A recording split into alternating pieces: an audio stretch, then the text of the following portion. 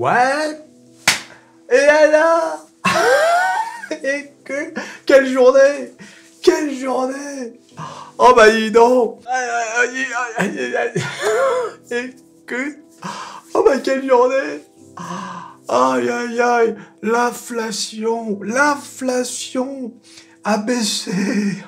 Et que... Alors écoutez, la journée n'est pas finie au moment où je fais cette vidéo aux États-Unis, mais regardez!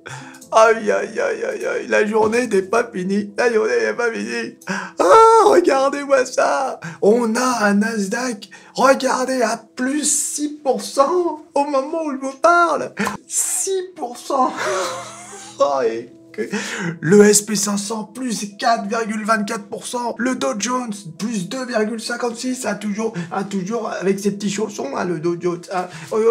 Il faut être prudent, faut pas... Hein, le Dow Jones. Et le Nasdaq, regarde-moi ça, le Nasdaq. Ah bah je vous l'avais dit, hein. Le Nasdaq, quand tout va mal, hein, c'est celui qui prend cher, à chaque fois. Mais quand tout va bien, bing, hein, regarde-moi ces valeurs, regarde-moi ça, Microsoft, plus 6,5, Apple, plus 6,3, Meta, plus 7,8. Alors bien évidemment, hein, le dollar qui chute, forcément, l'inflation a baissé. Et que... Alors, pourquoi tout ça? Bah parce que les gens se disent, ah je vous ai déjà expliqué 1000 fois, hein? Incroyable que je sois obligé de me répéter à chaque fois. Et alors, qu'est-ce qui se passe? Il se passe que les gens se disent, peut-être que la Fed va assouplir sa politique, hein, monétaire. Ah, peut-être que plutôt que 0,75 la prochaine fois, on aura du 0,50. Eh oui. Et que... Ah, arrête. Alors, quelques chiffres, même si on n'en a rien à faire, des chiffres. Donc l'indice des prix à la consommation, le fameux CPI, a donné une augmentation de 7,7% pour le mois d'octobre par rapport à l'année dernière, et de 0,4% par rapport au mois dernier.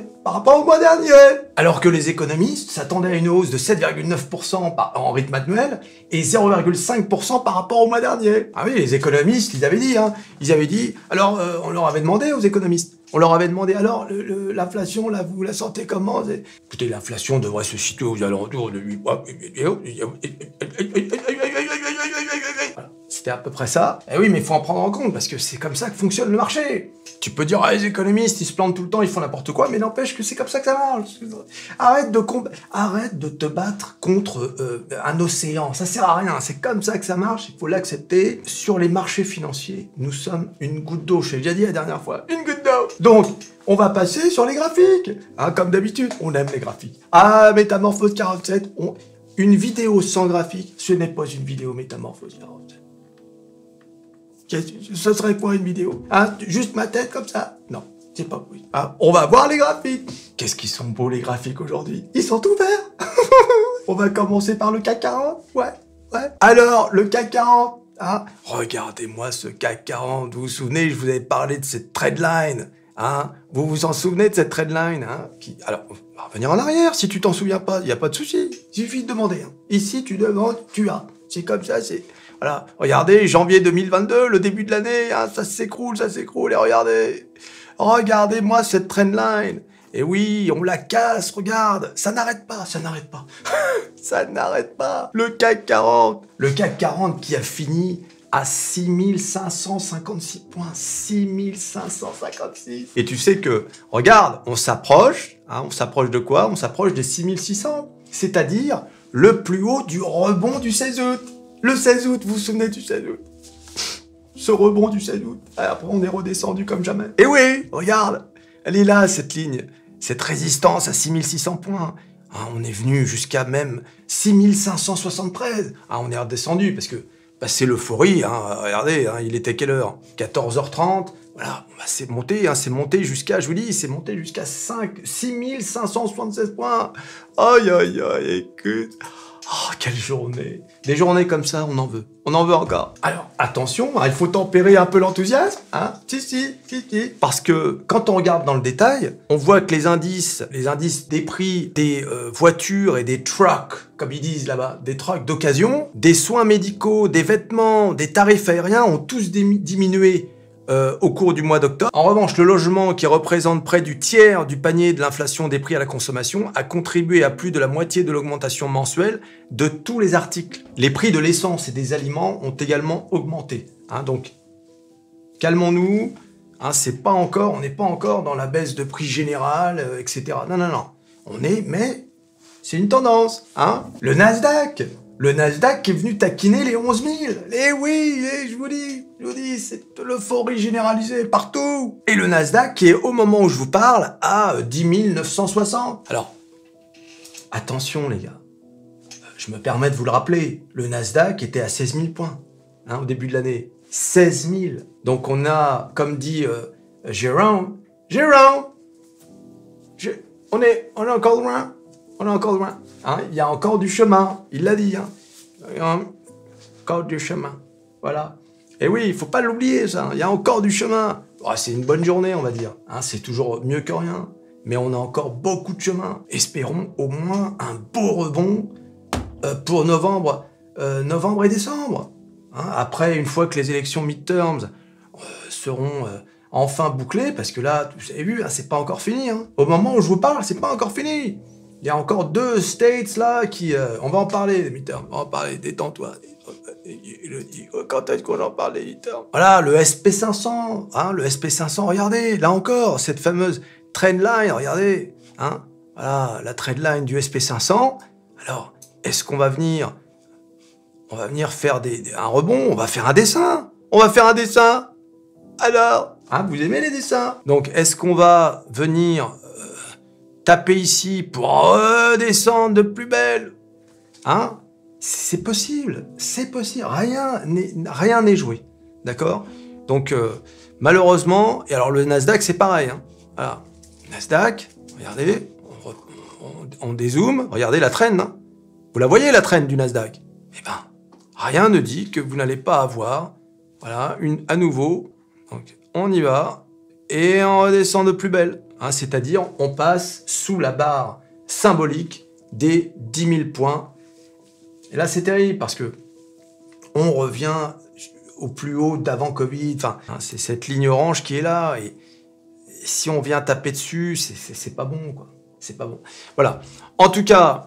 Il n'y aura pas de retour au bull market si cette baisse d'inflation n'est pas confirmée pour le mois de novembre.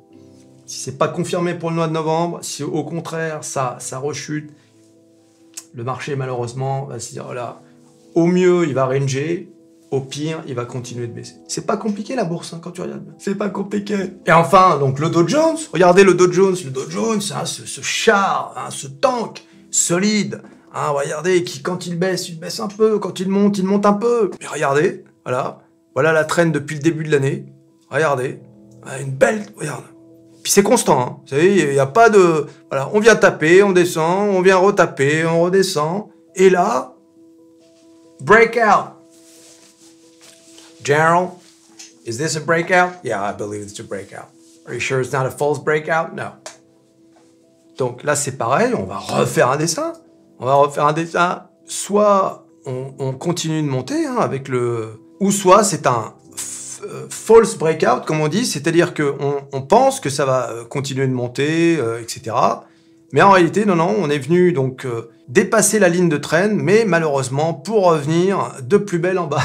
Donc voilà. Mais en tout cas, d'avoir cassé cette ligne, c'est important. Parce qu'on aimerait bien savoir, quand on casse une ligne de trend, c'est une indication que éventuellement ça peut casser pour de bon. C'est ça la différence entre un false breakout et un breakout. Bien évidemment, il y a des valeurs qui se sont envolées comme jamais sur le CAC 40. Je regarde la Soitec plus 10%, Forestia plus 9%, Valeo plus 8%, Klépierre plus 8,5%, Capgemini plus 5,8%, Dassault Systèmes plus 7,7%. Dassault Systèmes, une valeur qui pourrait être tout aussi bien au Nasdaq, enfin elle est au Nasdaq, mais plus du tout sur le CAC 40, que ce serait la même chose. Dassault Systèmes vraiment réagit à la minute au Nasdaq. Le CAC 40, elle n'en a rien à faire. Le CAC 40 peut être à plus 3%, le Dassault Systèmes est à moins 2. Si le Nasdaq est à moins 2, le Dassault Systèmes est à moins 2. Donc c'est quand même terrible cette valeur. Mais bon, c'est une entreprise que j'aime beaucoup. Mais voilà, donc là, Dassault Systèmes, en plus Dassault Systèmes, a du chemin à faire, hein, parce que cet été, Dassault Systèmes était monté à 43,5 €. Et oui, donc, et pourtant, à un CAC qui était à peu près à 6600. Donc on n'était pas loin. Donc elle a perdu par rapport au reste du CAC. Et oui, et oui. Alors les élections midterms, on en parle des élections midterms? Eh bien, figurez-vous qu'on s'attendait plutôt à une vague rouge, hein, c'est-à-dire une vague de républicains. Et c'est pas aussi simple. Et non, il n'y a pas la vague républicaine. Voilà, donc là, tout se tient à 2 États, le Nevada et l'Arizona. Hein. Là, ils sont en train encore de compter. Hein. C'est long aux États-Unis. Ça compte. Ah, c'est ces gens-là. On ne cause pas, monsieur. On ne cause pas. On compte. Voilà, donc, par exemple, en Arizona, vous avez le candidat démocrate qui est en tête, alors qu'au Nevada, dans le Nevada, c'est le candidat républicain. Voilà, alors ça se joue vraiment à ces deux-là. Hein. Donc, il faut savoir, en plus, aux États-Unis, le Sénat comporte 100 sénateurs. Et en fait, c'est 2 sénateurs par État. Il y a 50 États, comme vous le savez, aux États-Unis. Hein, c'est les étoiles du drapeau, hein, 50 étoiles. Ah, oui. On dit souvent, d'ailleurs, que la France, c'est le 51e État.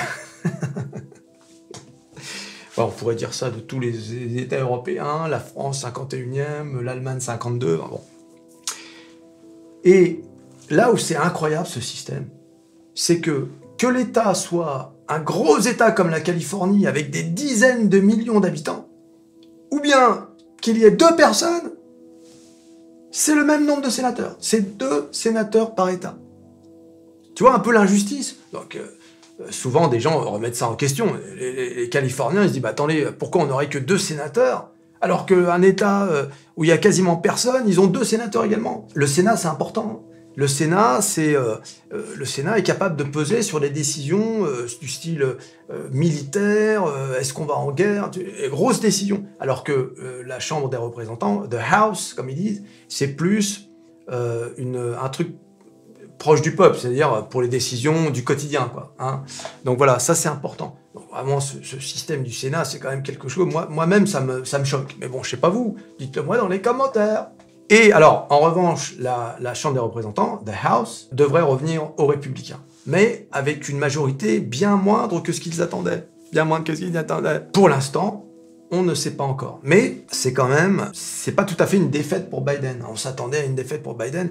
Et surtout, on reste dans l'inconnu pour la présidentielle de 2024. S'il y avait eu une écrasante majorité pour les Républicains, on aurait pu dire, ça y est, les Républicains vont revenir au pouvoir. Alors, pas nécessairement Trump, parce que là, maintenant, il a un jeune quarantenaire là, qui est dans ses pattes. Mais on se serait dit, c'est les Républicains qui vont revenir au pouvoir.